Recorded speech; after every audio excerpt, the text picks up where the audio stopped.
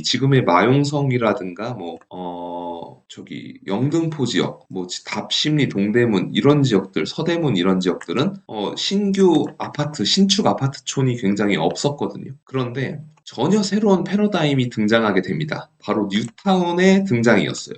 지금 좀 옛날 이야기를 하니까 왜 옛날 이야기에 지나간 이야기에서 뭐해? 라고 하는데 저는 이런 관점에서 지금은 사람들이 거들떠보지 않거나 혹은 좀 주목하더라도 그렇게까지 좋아질 거라고 생각하지 않는 지역을 좀 짚어서 여러분들한테 설명하려고 하고 있고, 그렇기 때문에 이 과정을 좀 이해하실 수 있도록 그동안 이제 좀 사례들을 말씀드리는 거라고 생각하시면 좋을 것 같습니다.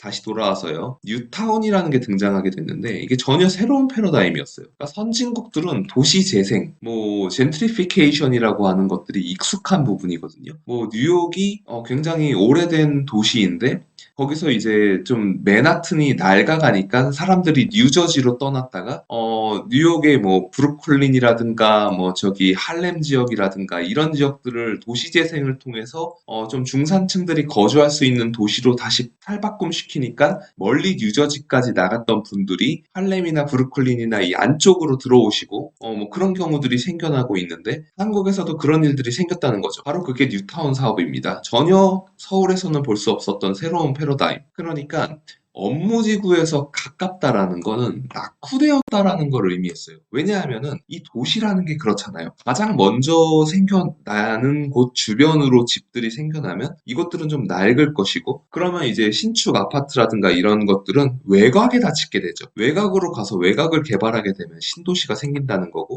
이건 일자리랑 좀 멀다는 거죠. 그러면은 이제 장단점이 있는 거예요. 내가 업무지구 가까운 데 살면 낙후된 곳에 살아야 되고, 좀 쾌적한 곳에 살려면 멀리 나가야 됩니다. 근데 이 뉴타운은 가깝고 신도시이고 이 두 가지를 결합시키는 새로운 패러다임으로 탄생한 겁니다. 그래서 지금 업무지구와 가깝고 그러면서도 쾌적한 신도시에 살 수 있다라는 거를 뉴타운으로 보여준 거죠. 주로 마용성이라고 불리는 지금 마포 뉴타운, 뭐 이 금호동, 신금호, 옥수 이런 지역에 새로 생겼던 뉴타운, 답심리, 동대문 일대죠. 그리고 성북구의 장위, 서대문의 가재울, 뭐 마포의 이제 대흥동 이 일대들, 그리고 영등포와 신길 지역 이런 지역들이 다 뉴타운으로 새롭게 재탄생했습니다. 그러면 생각해 보시면요, 이 뉴타운이 생겨나면은 이런 거예요. 뭐 쉽게 설명드릴게요.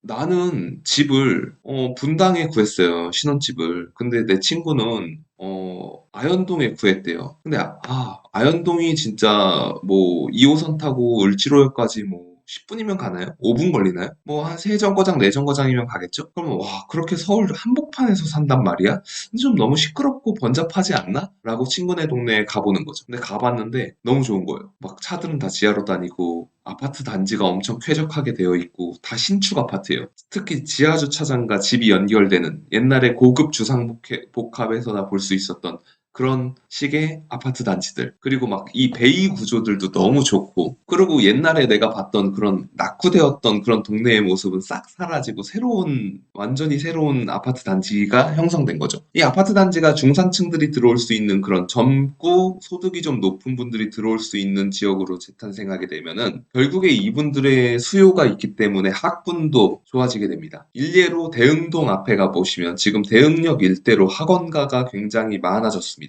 과거에 뉴타운 아파트촌이 생기기 전에는 이런 학원가가 많지 않았는데 이제 이 수요에 맞추어서 상업적인 업무 시설이 생겨난 거죠. 말하자면 이 학원도 하나의 상업시설이니까요. 그럼 이제 다시 일자리로 돌아가서 부동산 시장을 바라봅시다. 서울 주요 일자리 지역이 뭐가 있느냐? 아까 말씀드렸던 CBD, YBD, GBD도 있지만요. 이제 대표적인 고소득 자리들이 이제 살고 있는 게 이제 서울은 아니지만 판교 일대에 있고요. 그리고 이제 LG 그룹이 입주해가지고 굉장히 이제 대기업촌을 형성하고 있는 마곡이 있습니다. 그리고 이제 상암, 여기 이제 뭐 디지털 미디어 시티역인데 방송국 분들 일자리가 굉장히 몰려 있고요. 공덕 마포의 지금 대기업들도 굉장히 이제 번성하고 있는 모습을 보여주고 있고, 성동구 일대에 이제 스타트업들, 패션 쪽, 뭐 플랫폼 기업들이 좀 들어오고 있습니다. 그리고 이제 가산 디지털 단지, 이쪽도 패션과 서비스업 부분들이 이제 많이 위치하고 있죠. 어쨌거나 이렇게 업무 지구가 좀 다양하게 형성이 되고 있습니다. 그래서 이제 마곡지구도 저기 좀 이렇게 서울 중심하고 먼데 왜 이렇게 많이 올랐지라고 하면, 이 마곡에 고소득 일자리인 분들이 살기 굉장히 좋은 지역으로 탈바꿈했기 때문에 당연히 아파트 가격도 오를 수밖에 없는. 그리고 일단 9호선이 지나가고 공항철도까지 지나가기 때문에 굉장히 좋아진 거죠. 그러면은 저는 이제 서울 안에서 돋보이는 지역을 좀 봐야 된다고 생각합니다. 이제 지금 이야기를 하는 겁니다. 과거에 이제 뭐 어디가 좋아졌다, 그래서 뭐 어떡하라고, 이미 다 올랐는데라고 생각하실 거잖아요. 근데 이제 좀 보자는 거죠. 그러면은 다시 처음부터 돌아가서 보면은 당시 2008년도 이럴 때도 주택 가격이 엄청나게 상승했다가 가라앉게 되고, 주택 경기가 침체되고 공사가 잘 안 되니까 분양가 상한제를 풀어주고 재건축과 재개발, 정비 사업을 활성화시켜주는 조치들을 2013년, 14년에 굉장히 밀어붙입니다. 그러면서 대규모 공사가 시작되었고, 정비 사업이 진행되면서 일반 분양 물량으로도 굉장히 많은 분양을 했습니다. 그게 15년, 16년, 17년도에 계속 청약 열풍이 불었던 이유예요. 굉장히 브랜드의 대단지 아파트들이 많이 나왔어요. 그렇게 많이 나오게 되니까 일반 분양 아파트들은 가격이 좀 비싸니까 사람들은 계약하기를 주저했죠. 주저했던 이유가 뭐죠? 교남 뉴타운 어딘지 아세요? 경희궁 자이, 거기를 이제 교남동이기 때문에 교남 뉴타운이라고 했고, 옛날에는 교남 자이라고 불렀어요. 아주 사업 초창기에는. 근데 그게 경희궁 자이로 이름이 바뀌고 했지만, 어쨌든 강북에서 그 가격을 못 주겠다는 사람들의 심리, 공포 심리 때문에 미계약 분들이 많이 발생했었죠. 그 입지 가치를 꿰뚫어 보셨던 분들은 해제를 부르면서 부동산 사무실에 찾아가서 미계약 분을 소개시켜 달라 그래서 굉장히 계약을 많이 하셨을 거예요. 실제로 제가 현장에서 많이 들었던 얘기들입니다. 그러면 결국에 지켜봐야 될 건, 지금 윤석열 정부도 정비 사업이 인플레이션으로 인해서 진행이 어려우니까 분양가 상한제를 좀 풀어줘서 정비 사업에 필요한 자금 조달을 원활하게 해준다고 합니다. 그러면 자금 조달은 쉬워지니까 절차 사업은 진행되기가 굉장히 좋아지는데, 이 정비 사업이 진행되면서 사업은 좋은데 일반 분양은 비인기로 갈 확률이 굉장히 높아집니다. 과거처럼 로또 분양이 아니기 때문에 너도 나도 달려들어서 청약을 한다기보다 이 지역, 그리고 이 아파트 단지의 세대수라든가 입지라든가 뭐 브랜드를 보고 입주하기를 꺼려하면서 계약을 포기하는 미계약 분들이 많이 발생할 수도 있어요. 그러면은 누군가는 그 기회를 꿰뚫어보고 10년 뒤에 거기가 엄청 많이 올랐잖아라는 곳을 잡을 그 안목을 갖고 계실 텐데, 그 안목을 가지려면 이제 지난 10년간 어떤 패턴으로 왔는지, 그래서 함께 지켜본 것입니다. 그럼 이제 보시면 저는 서울 안에서 좀 돋보이는 지역을 노량진 뉴타운과 신림 뉴타운, 신길 뉴타운으로 생각합니다. 물론 뭐 한남 뉴타운도 있고 굉장히 좋은 곳이 많은데, 일단 실수요자분들 그리고 무주택이신 분들이 넘사벽으로 볼 수 있는 곳들은 이제 좀 그렇고, 지금 그리고 갭 투자라든가 뭐 재개발 조합원이 되거나 재건축 조합원이 되는 건 상당히 이제 투자 자금이 많이 들어가잖아요. 그리고 공부도 굉장히 많이 해야 하고. 근데 이제 제가 말씀드리는 거는, 어디서 일반 분양을 좀 비싸지만 내가 받을 수 있다, 이 입지가 사실은 좀 비싸게 나왔다고 생각되지만 미래 가치로는 이게 적정 가치이고 더 좋아질 것이기 때문에 적정한 분양가야, 그래서 사람들이 미계약이지만 나는 받을래 라는 거를 선택할 수 있냐면요, 저는 이제 노량진 뉴타운, 신길 뉴타운, 신림 뉴타운, 이 세 군데를 봅니다. 일단 첫 번째로 메인 일자리인 광화문, 강남, 여의도와 가깝고, 그리고 심지어는 마곡 지역보다 안쪽에 있는 아파트 단지들이잖아요. 아파트 단지들이 될 지역들이죠. 일단은 신림 뉴타운, 이 파란색 선이 지금 신림선입니다. 28일 바로 이제 그저께 개통을 했죠. 제가 유튜브도 하나 띄워드렸었는데 찾아보시면 좋을 것 같고요. 이 지역에 현재 신림 뉴타운이 진행 중인데 굉장히 대규모 아파트 단지들로 탈바꿈하게 될 것입니다.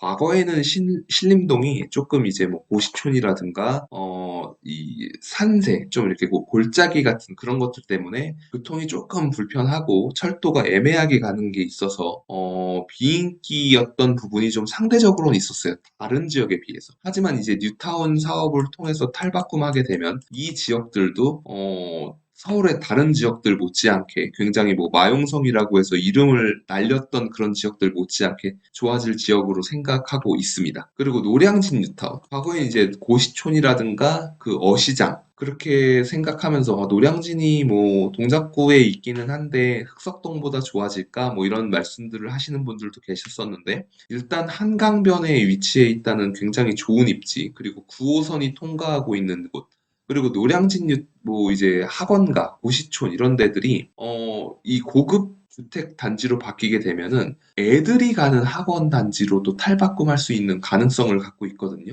그런 시설들이 다 갖춰져 있기 때문에요. 그리고 마찬가지로 이제 신길동. 이 신길동도 가보시면은 한쪽 지역은 이제 뉴타운이 완성이 됐는데 한쪽 지역은 뉴타운이 해제되었다가 다시금 이제 사업이 진행되는 곳들이 있습니다. 이런 부분들이 굉장히 서울에서 중심에 위치해 있지만 다소 주거 지역이 약간 낙후되었었다는 이유로 비인기가 됐는데 동네의 브랜드가 비인기라는 이유로 입지 가치를 분석할 때 이를 그냥 그 가볍게 넘겨버리는 경향들이 좀 있어서 실수할 수 있는 거죠. 그게 바로 경희궁자이나 마레프가 미계약들이 발생했던 이유였던 겁니다. 강북에 무슨 평당 2,500만 원을 주고 들어가 이런 생각을 했던 것들이 다 이제 과거에 강북은 비싼 아파트 없어. 그러니까 비싸게 내고 안 들어갈 거야. 이렇게 생각했던 부분들 때문에 그런 거거든요. 입지가 좋으면 뭐 긁지 않는 복권 같은 거예요. 뭐 예를 들어서 굉장히 잘생기거나 굉장히 미인이신 분이 사실은 좀 이렇게 다이어트라든가 꾸미지 않은 모습 때문에 예쁜지 모르고 잘생긴지 몰랐는데 이 사람이 꾸미고 뭐 다이어트도 하시고 건강관리를 하니까 탈바꿈돼서 엄청난 미남이었고 미녀였고 이런 경우들이 뭐 나오잖아요. 마찬가지로 부동산도 그런 겁니다.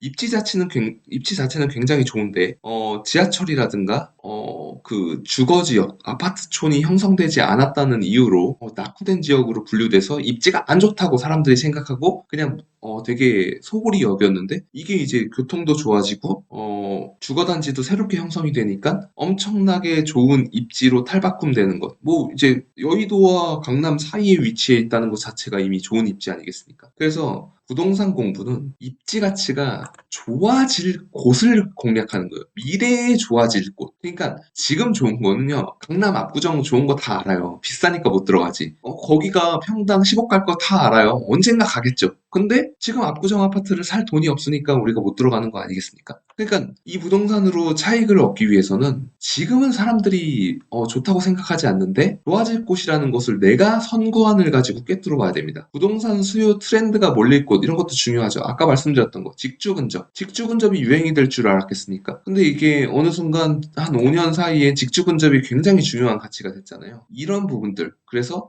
부동산 수요 트렌드가 몰릴 곳 그리고 입지 가치가 굉장히 좋아질 것. 교통망과 뉴타운 사업을 통해서 입지가 원래 좋았지만 더 좋아질 수 있는 곳. 그런 곳을 찾아야 된다. 오늘의 명언이 이제 모두가 아시는 말. 수익은 욕세권에서 나온다. 야, 그 동네 안 돼. 뭐 강북에서 3천만 원, 평당 3천만 원 이상 주고 아파트 사는 거는 버블이야. 야, 광교 안 돼. 어떻게 수원에 있는 아파트 단지를 30평짜리를 4억 5천을 주고 사니? 이런 것들. 지금 생각해보면 광교 신도시가 그거에 3배, 4배가 올랐잖아요. 경희궁자이도 마찬가지고요. 그러니까 결국에 수익은 욕세권에서 나온다. 그러니까 지금 비싼 종목을 나중에 비싸게 팔 것인지, 지금 싼 종목을 나중에 비싸게 팔 것인지 골라야 되는데 당연히 재테크라는 건 자산 투자라는 거는 싼 걸 사서 비싸게 파는 게 원리이기 때문에 이런 과정들이 필요하다. 이런 부분들을 좀 살펴봤습니다.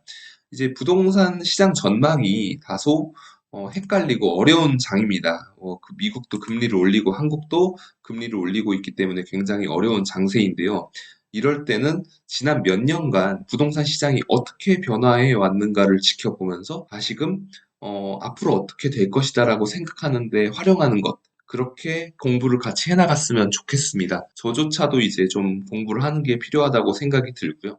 제가 말씀드린 건 이제 개인의 투자에 대한 책임을 지는 건 아니고요. 당연히 본인이 선택하시겠지만 참고할 수 있는 그런 부분들로 같이 공부해보자라는 차원으로 올려드리는 거라고 생각하면 감사하겠습니다. 영상 도움 되셨다면 좋아요와 구독하기 부탁드리겠습니다. 오늘도 좋은 하루 되세요.